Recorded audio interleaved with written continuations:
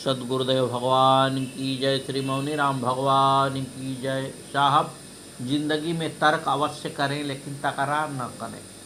तर्क से बुद्धि जरूर तीव्र होती है लेकिन तकरार से रिश्ते में दरार पड़ जाती है जिसको भरना काफ़ी कठिन होता है। आइए देखते हैं हम सभी कि भक्त के वश में कैसे भगवान है। प्राचीन समय में अम्बरीश नामक एक प्रतापी राजा हुए। वह राजकाज में लिप्त रहते हुए भी विष्णु जी का नाम लेना नहीं बोलते थे। उनकी भक्ति से प्रसन्न होकर विष्णु ने उन्हें अपना सुदर्शन चक्र रक्षार्थ भेंट कर दिया था। एक बार उन्होंने कुछ ब्राह्मणों को भोज पर निमंत्रित किया जिसमें ऋषि दुर्वासा भी थे। अम्बरीश की किसी बात से रुष्ट होकर उन्होंने अम्बरीश पर मायावी शक्ति छोड़ दी, मगर सुदर्शन चक्र ने राजा की रक्षा करते हुए दुर्वासा को ही अपना लक्ष्य बना दिया। अब दुर्वासा घबराकर ब्रह्मा जी के पास रक्षा के लिए पहुंचे। ब्रह्मा जी ने असमर्थता जताते हुए उन्हें महादेव के पास जाने को कहा, मगर महादेव जी ने भी उन्हें विष्णु के पास ही जाने का परामर्श दिया। निराश होकर दुर्वासा विष्णु जी के पास पहुंचे और रक्षा की प्रार्थना की। विष्णु जी बोले, मुनिवर, मैं तो स्वयं भक्तों का दास हूँ। आपने अम्बरीश के साथ अन्याय किया है, क्षमा उन्हीं से मांगे। अब दुर्वासा ने अम्बरीश से विनयपूर्वक क्षमा मांगते हुए चक्र को वापस लौटाने की प्रार्थना की। अम्बरीश ने द्रवित होकर चक्र को वापस लौटाने की प्रार्थना की। इसके पश्चात दुर्वासा को श्रद्धापूर्वक भोजन कराया और उनसे दीर्घायु व यशस्वी होने का आशीर्वाद प्राप्त किया। गुरुदेव महाराज की जय। श्री रामचंद्र जी टोड़े राजवंश में उत्पन्न श्री रामचंद्र जी बड़े ही संत सेवी थे। इन्होंने संत सेवा में अपना सर्वस्व लगा दिया। घर में अन्न के नाम पर एक दाना और द्रव्य के नाम पर एक आना भी नहीं था। तब कुछ दिनों तक आपने इधर उधर से कर्ज लेकर संत की सेवा की, लेकिन इस तरह कब तक सेवा होगी। कुछ दिनों के बाद आज बाजार के हजारों रुपए कर्ज हो गए। अब लोगों ने उधार देना बंद कर दिया। तब इन्हें बड़ी चिंता हुई कि अब कैसे संत सेवा होगी और कर्जे को कैसे चुकाया जाएगा। आप इसी चिंता में निमग्न थे कि रात्रि में भगवान ने स्वप्न दिया कि तुम्हारे पुराने मकान में अमुक स्थल पर बहुत बड़ी धनराशि गड़ी है, उसे निकालकर बाजार का ऋण चुकता करो और संतों की सेवा करो। श्री रामचंद्र जी ऐसे ही किए। श्री रायमल जी जोधपुर नरेश श्री राव मालदेव के पुत्र हैं। ये सिवाड़ा के जागीरदार थे। इनका भगवत प्रेम अनुपम था। श्री कल्याणदास जी आपके पुत्र थे, जो बड़े ही वीर और बड़े भक्त थे। परम संत सेवी राजा रायमल से एक दिन इनकी भोली भाली पत्नी ने पूछा, आप संतों की सेवा क्यों करते हैं। इस पर रायमल जी ने बताया कि संतों की सेवा से भगवान प्रसन्न होते हैं। यदि भगवान का दर्शन करना हो तो सबसे सुगम उपाय संत की सेवा ही है। सरल हृदय पत्नी पति की बात मानकर भगवत दर्शन की अभिलाषा से संत सेवा करने लगी। इसके प्रभाव से आकृष्ट होकर भगवान ने उस महाभगवती को चतुर्भुज रूप धारण कर दर्शन दिया। श्री प्रभु का दर्शन पाकर रानी कृतकृत्य हो गईं। जब दर्शन देकर प्रभु जाने लगे तो रानी ने दौड़कर भगवान का हाथ पकड़ लिया और अत्यंत दीन होकर बोली, प्रभु, मैं तो पतिदेव के उपदेश से आपका दर्शन पाया है, अतः आपने जैसे कृपा कर मुझे दर्शन दिया है उसी प्रकार मेरे पतिदेव को भी दर्शन दीजिए। भगवान हंस पड़े और बोले, अच्छा, शीघ्र जाकर अपने पति को भी लिवा लाओ। परम साध्वी पत्नी ने शीघ्र अपने पति को बुलाकर भगवान का दर्शन कराया। ओरछ नरेश महाराज मधुकर शाह जी बड़े ही सूरवीर तथा धर्मनिष्ठ राजा हुए। इन्होंने अपनी वीरता से युद्ध करके अकबर बादशाह की कई किलों पर विजय प्राप्त कर ली थी। तब अकबर ने इनसे सम्मानपूर्वक संधि कर ली। एक बार अकबर ने इनको आगरे बुलाया। उस अवसर पर सभी देशों के राजा महाराजा भी बुलाए गए। उस समय दरबार में कई क्षत्रिय महाराज जो वैष्णव थे तिलक लगाकर जाते थे। श्री मधुकर शाह जी तो परम वैष्णव थे। ये तो द्वादश तिलक लगाकर दरबार में आते थे। एक दिन अकबर ने कहा, कल से हमारे दरबार में कोई तिलक लगाकर न आए, क्योंकि तिलक हमें अच्छा नहीं लगता है। अगर कल कोई तिलक लगा कर आएगा तो उसके मस्तक को गर्म लोहे से दाग दिया जाएगा। बादशाह के आदेश पर दूसरे दिन कोई भी राजा दरबार में तिलक लगाकर नहीं आया, परंतु श्री मधुकर शाह जी उन दिन रोज की अपेक्षा और भी बड़ा एवं अधिक चमकीला तिलक लगाकर दरबार में उपस्थित हुए। अकबर बादशाह ने देखा कि आज सभी राजा लोग बिना तिलक लगाए ही आए हैं, केवल एक मधुकर शाह जी ही तिलक लगा कर आए हैं। आज्ञा भंग हुई देखकर अकबर को क्रोध आ गया। उसने कड़क कर कहा, मधुकर शाह, आप मुझे नहीं जानते हैं कि मैं कौन हूँ। मैंने आप सभी को कल आज्ञा दी थी कि कोई तिलक लगाकर मत आना, फिर आप तिलक लगाकर क्यों आए? तुमने मेरा हुक्म तोड़ा, इसलिए तुम बागी हो। अब तुमको इसका दंड भोगना पड़ेगा। यह सुनकर श्री मधुकर शाह जी ने बड़ी निर्भीकता से वीरता पूर्वक उत्तर दिया कि मैं जानता हूँ आप बादशाह हैं। कल आपका हुक्म भी मैंने सुना था, लेकिन आपकी बादशाही से बढ़कर मैं अपने इष्ट देव परमात्मा की बादशाही को मानता हूँ। उस परमात्मा का चरण चिन्ह स्वरूप यह तिलक है। नित्य मस्तक पर धारण करने के लिए मुझे गुरुदेव की आज्ञा है। उस आज्ञा से बढ़कर मैं आपकी आज्ञा को नहीं मानता। मैं प्राणों से बढ़कर धर्म को मानता हूँ। श्री मधुकर शाह ने निर्भीकता पूर्वक ललकारा, आए देखूं कौन मेरे सामने तिलक मिटाने के और मस्तक दागने आता है। मैं आज दिखा दूंगा कि आज भी श्री राम के वंशज क्षत्रियों में क्या ताकत है। इस वीरवाणी को सुनकर क्षत्रियों का खून खौलने लगा। सभी के दिल में हिंदू धर्म का जोश जग उठा। धन्य धन्य की आवाज़ से आने लगी। कोई कोई कहने लगे, एक और मधुकर शाह, एक और बादशाह, देखो दोनों में आज क्या निर्णय होता है। अकबर बादशाह बड़ा ही बुद्धिमान था। जब उसने देखा कि सभी क्षत्रिय राजा भड़क उठे हैं, यदि ये सभी बागी बन गए तो मेरी बादशाह को नष्ट करने पर तुल जाएंगे। मैंने तिलक न लगाने की बात कहकर सभी के दिलों पर ठेस पहुंचाई है। यह सोचकर लज्जित होकर बादशाह ने पैतरा बदलते हुए वाह वाह क्या कहा।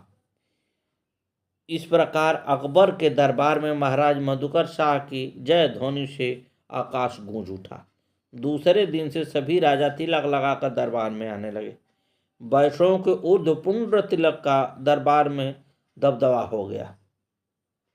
आपकी भक्ति के चमत्कार से भगवान के मंदिर का द्वार फिर गया। वह प्रसंग इस प्रकार है।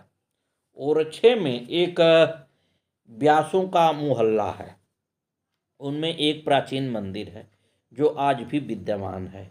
उस मंदिर में आप स्वयं कीर्तन करने जाते थे। भगवान के आगे भक्तों के बीच में पैरों में नुपुर बांध कर नृत्य करते थे। पदगान करते हुए आप बेसुध हो जाया करते थे। एक दिन भक्तराज राजा के सामने ऐसा आवश्यक राज्य कार्य आ गया जिसके सुलझने में लग जाने से अवकाश न मिला, अतः समय पर मंदिर में न पहुँचे। भगवान की शयन आरती हो गई। रात अधिक बीत गई थी, फिर भी श्री मधुकर शाह जी अपना नित्य नियम पूर्ण करने के लिए गए और मंदिर के पीछे जाकर कीर्तन करते हुए नृत्य करने लगे। अत्यधिक विलंब हो जाने के कारण सभी दर्शनार्थी अपने अपने घर को जा चुके थे। गिने चुने कुछ लोग रह गए थे जिनका महाराज के प्रेम पूर्वक नित्य कीर्तन के दर्शन श्रवण का नियम था। रात्रि के सन्नाटे में प्रमुख प्रेमी भक्तों के बीच ऐसा कीर्तन जमा कि सभी प्रेम विभोर हो गए। सभी के नेत्रों से प्रेमाश्रु बह चले। उसी समय प्रेम विवश भगवान भी सहसा प्रकट होकर राजा साहब के साथ नृत्य करने लगे। उस आनंद का वर्णन कौन कर सकता है। देवताओं ने स्वर्ण पुष्प तथा दिव्य सुगंधित पुष्प बरसाए एवं अपने वाद्य बजाए। राजा को दर्शन देकर प्रभु ने कृतार्थ किया। उसी समय मंदिर का द्वार घूम गया। कहते हैं कि उसमें से कुछ स्वर्ण पुष्प आज भी सुरक्षित हैं। जब नया राजा गद्दी पर बैठता है तब उन फूलों के दर्शन कराए जाते हैं। श्री मधुकर शाह जी की संत वेशनिष्ठता का वर्णन करते हुए श्री भक्तमाल जी के टीकाकार श्री प्रियदास जी एक प्रसंग का वर्णन करते हैं। एक बार मधुकर शाह के द्वेषी भाई बंधुओं ने एक गधे को वैष्णव वेश धारण कराया और मधुकर शाह के सामने ले आए। वेशनिष्ठ राजा ने उस गदर्भ का वैष्णव वेश के कारण आदर सत्कार किया और कहा, श्री मधुकर शाह जी गधे को वैष्णव रूप धारण किए हुए देखकर बड़े खुश हुए और बोले, अहो, श्री युगल किशोर जी की हमारे ऊपर बड़ी कृपा है, जो कि मेरे राज्य में गधे भी वैष्णव बनकर कंठी माला और तिलक धारण करने लगे हैं। अब तो निश्चय ही कोई मनुष्य बिना कंठी माला तिलक के नहीं रह सकता। अब यदि कोई कंठी तिलक विहीन देखने में आए तो उसे गधे से भी निकृष्ट समझा जाना चाहिए। राजा की यह वेशनिष्ठा को देखकर सुनकर इनके विरोधी भी वैष्णव बन गए और इनके गुरुदेव श्री हरिराम व्यास जी ने यह पद गाया है, भगत बिन किन अपमान सहो, कहाँ कहाँ न आसु धून किन्हो, रहिबल धर्म रहो, अधम राज पद माते लय, शिविका जड़ भरत न हो, निगड़ बधे वसुदेव देवकी, सुत पटकत दुख सुहत सुसह सहो, हरि ममता प्रहलाद निषाद, न जान्यो दुख सहदेव दहो, पट लूटत द्रौपदी न मटकी, हरि की शरणं चहो, मत सभा कौरनी विदुर सो, कहा कहा न कहो, शरणागत आरत जगतपति की, आपुन चक्र गहो, हा हरिनाथ पुकारत आरत, कौन नहीं निभहो, व्यास बचन सुनि मधुकर सौ, भक्त भक्तिपन सदा लहो। सद्गुरुदेव भगवान की जय।